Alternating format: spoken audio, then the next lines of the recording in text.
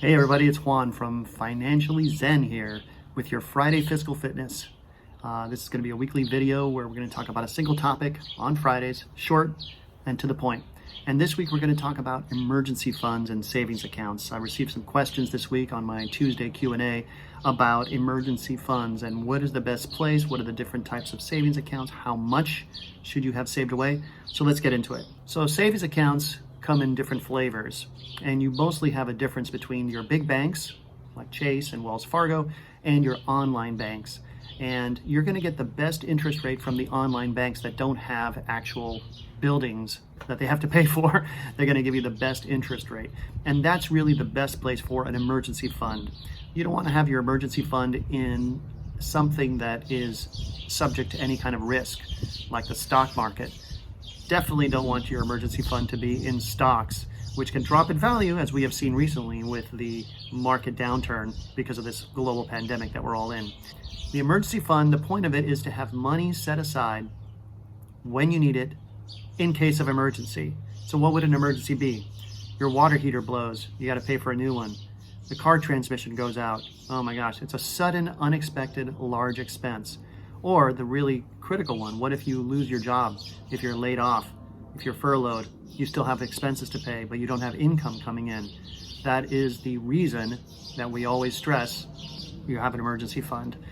And so you want to put your emergency fund into a savings account where it has FDIC Protection. That's the Federal Deposit Insurance Corporation. That means it's a bank that is insured by the federal government in case the bank goes under. And so your deposits are protected up to a certain point, but those are pretty high limits. And how much should you have? This is a question I get. How much should I have in an emergency fund? Well, the typical guideline is you want to have 3 to 6 months worth of your normal expenses tucked away. And it should be more if your income is variable, like if you work on commission or your income fluctuates. You want to have more like 6 to 12 months of savings in an emergency fund, but typically 3 to 6 months is going to be about right. And so save away, put it in a high interest online savings account is my recommendation. Look for a savings account that has no minimums and that has no maintenance fees.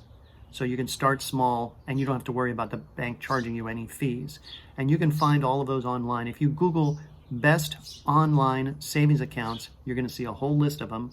And the list includes Ally Bank, Synchrony Bank, Marcus at Goldman Sachs. The American Express has a bank with a savings account. So look for a high yield savings account that's online. You can link it to your checking account, and so you can move money back and forth. But do watch out for fees. Watch out for any restrictions on how many times you can make transactions. Some of them are limited to maybe 6 transactions in a statement period, but that's going to be the best place. You don't have an emergency fund at all? Open one of those up and start small.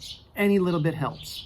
And now here's another thing I'll mention about emergency funds. I kind of don't like the word emergency. It kind of stresses me out a little bit.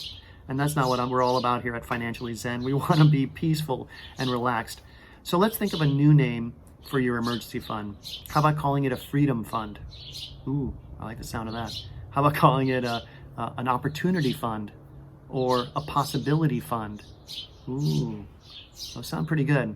So let's try and give our fund a new name. I'm going to go with possibility fund. I like the idea that you have possibilities and that the money that you're saving in there is for those possibilities, whether they are good possibilities or whether you need to take care of something that's unexpected and unplanned and you have the money for it. So that's my little bit about emergency funds and savings accounts for this week. Next week, I'm going to talk to you a little bit about, I don't know what we're going to talk about next week. Why don't you leave me a comment and tell me what you want to talk about? We've got some other things that we have questions about, such as down payments on homes and college savings. So we'll tackle all of those in future weeks. But for now, this is Juan from Financially Zen, wishing you peace and calm with your money. Feel free to reach out to me if you need any help.